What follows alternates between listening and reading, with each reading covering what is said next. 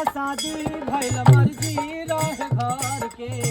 मर्जी से न शादी भइल मर्जी रहे घर के राजा जायदाना तो राजा जायदाना तो मर जाई दीवाना नहीं